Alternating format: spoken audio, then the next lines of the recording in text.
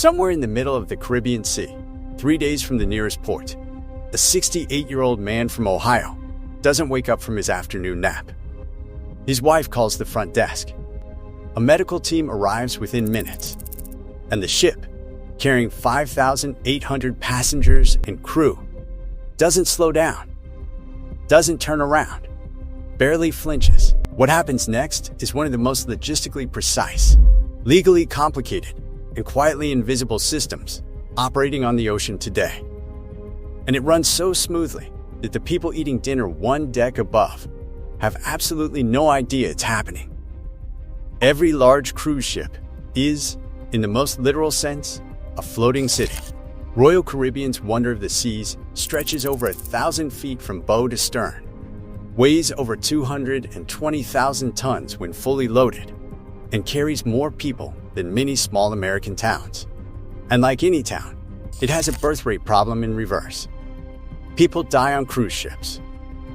Regularly, not because the ships are dangerous, because the math is unavoidable.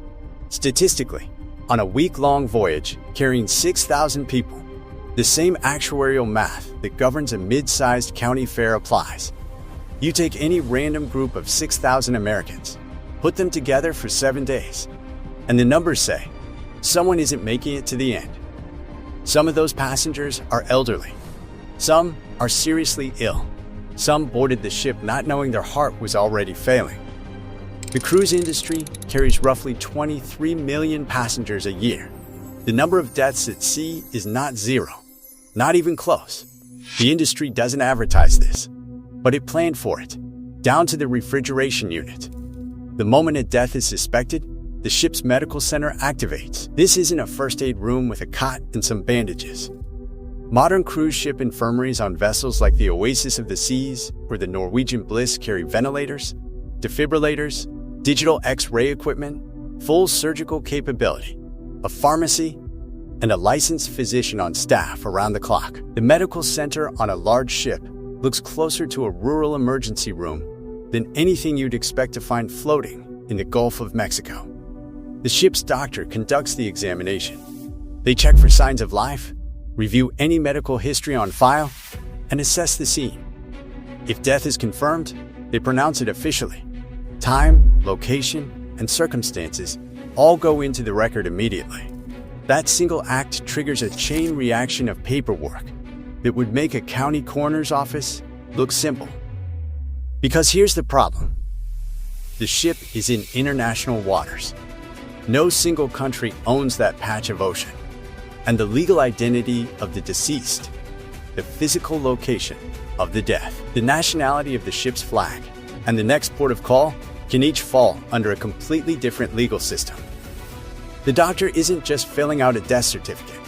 They're filling out a document that needs to satisfy the laws of potentially 3 or 4 nations simultaneously before the ship ever ties up at a dock.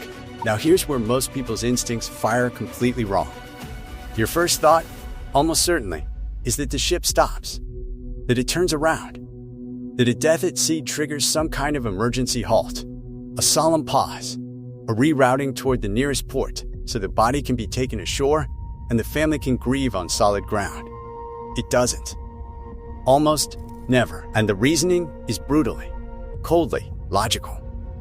Diverting a 100,000-ton vessel off its published course costs somewhere between $300,000 and $500,000 in fuel alone, before you add port fees, unscheduled docking charges, and contractual penalties to the ports that were expecting the ship on a fixed schedule. It disrupts the travel plans of nearly 6,000 people who booked flights, hotel rooms, and shore excursions at the next destination. It delays the ship's next scheduled departure and cascades through the booking system like a dropped wrench, falling into a running engine. And here is the part that makes the decision feel almost cruel until you think it through completely. It offers zero benefit to the person who died. None. Diverting the ship does not change the outcome for the deceased. The destination doesn't reverse what happened. The only thing a diversion accomplishes is inconveniencing thousands of living people while adding enormous cost to an event that is already a tragedy. So the ship continues, The engines keep turning at their cruising speed of roughly 22 miles per hour. The buffet stays open. The pool deck fills up after lunch. And somewhere below the waterline, a few decks below the sound of a live band playing by the atrium bar, the process moves to its next phase. Every major cruise ship carries a morgue. Most passengers will complete a dozen cruises in their lifetime and never know this room exists. It typically holds between 3 and 6 individual body storage bays, each one refrigerated and secured. The morgue is located in the lower decks of the ship, positioned near the medical center for obvious logistical reasons, and completely separated from any passenger-facing area. There are no windows nearby, no foot traffic, no signage pointing the way. The body is transferred there under strict chain of custody protocols. Every movement is documented. Every person present is recorded by name and role. The time of transfer is logged. The condition on arrival is noted. The paperwork has to be airtight, not because the cruise line is being cautious, but because when this ship docks, multiple government agencies will be waiting, and any gap in the documentation chain can freeze the entire process for days and create legal liability that stretches across international borders. Think of it like evidence handling in a criminal case, except the evidence is someone's father, and it has to clear customs. While the body is secured, the ship's guest services team is already handling the human side of the situation. The family is moved to a quieter area. A senior crew member, usually a hotel director or a guest relations officer with specific bereavement training, sits with them. In many cases, the family is offered a cabin upgrade or a private lounge space away from the main passenger areas. The cruise line shoreside emergency response team is notified and begins coordinating with the family's home contacts, their travel insurance provider, and the relevant consular offices. None of this happens loudly. None of it interrupts the experience of the other passengers. That is entirely deliberate. The legal architecture sitting underneath all of this is genuinely strange. A cruise ship flying a Panamanian flag, carrying an American passenger, sailing through Bahamian waters, heading toward a port in Cozumel, Mexico, exists in a jurisdictional gray zone that took decades of international maritime law to even partially resolve. The flag state, in this case Panama, holds primary legal authority over events that occur aboard the vessel.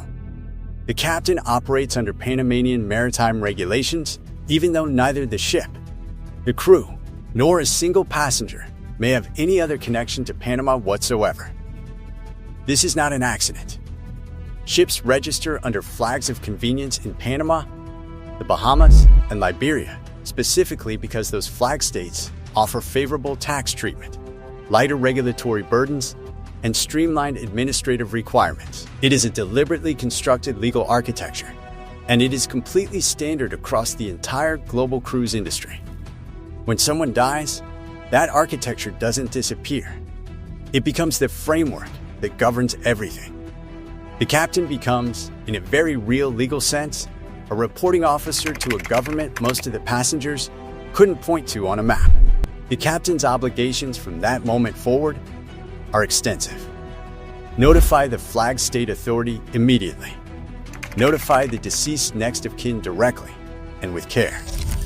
Notify the port authorities at the next scheduled stop so they can prepare for the arrival and coordinate the appropriate agencies in advance. If the passenger was a citizen of a country with consular notification requirements, coordinate with that consulate. Preserve all documentation without alteration. Ensure the deceased's cabin and belongings are secured and inventoried.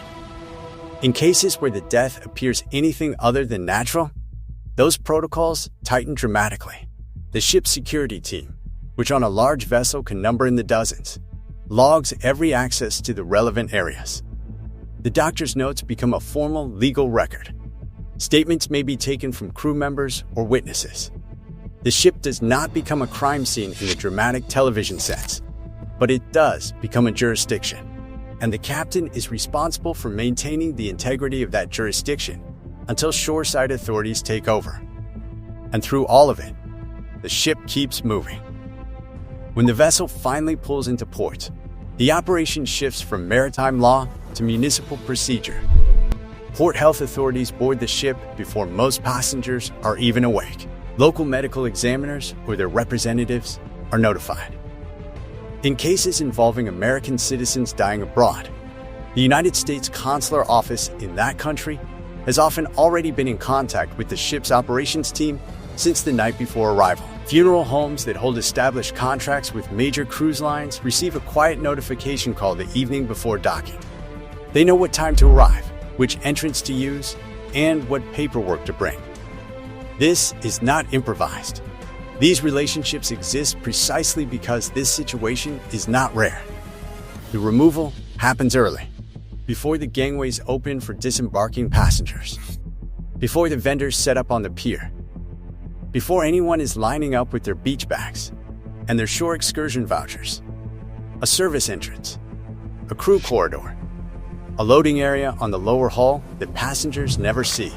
The kind of infrastructure that exists on every large ship and that most people walk past 100 times during a voyage without ever registering what it is actually for. Legal custody transfers from the ship's captain to the local authority with a signature. The ship's internal documentation closes out, and somewhere on a quiet section of that pier, a process that started 3 days ago in the middle of open ocean finishes with a handshake and a sealed case file. Back on the ship, the cabin is cleaned and turned over by housekeeping following a specific protocol. The medical center logs are updated and filed. The chain of custody documentation is archived, and the 5,799 remaining passengers finish their breakfast, collect their shore excursion wristbands, and walk down the gangway into the sunshine, most of them completely unaware that the floating city they have been living in just executed one of the most complex administrative, legal, and logistical sequences a vessel can be asked to perform. That is the thing about a system this well engineered. You only notice it when it fails, and on a modern cruise ship, it almost never fails. What it makes you wonder is what happens when the situation is worse. Not a quiet death in a cabin, a crisis with a clock running, a passenger who collapses on the pool deck with a heart attack 250 miles from the nearest hospital, a scuba diver pulled to the surface too fast, nitrogen bubbling into their bloodstream, with a treatment window measured in hours, an emergency surgery that cannot wait for port. The ships have answers for all of those too, and some of them involve a Coast Guard helicopter, a rescue swimmer on a winch cable dropping onto a moving deck in 20-knot winds, and a ship's surgeon making decisions that no medical school curriculum fully prepares you for. If you want to understand how that works, stick around. That system is just as invisible, just as precisely engineered, and just as worth knowing about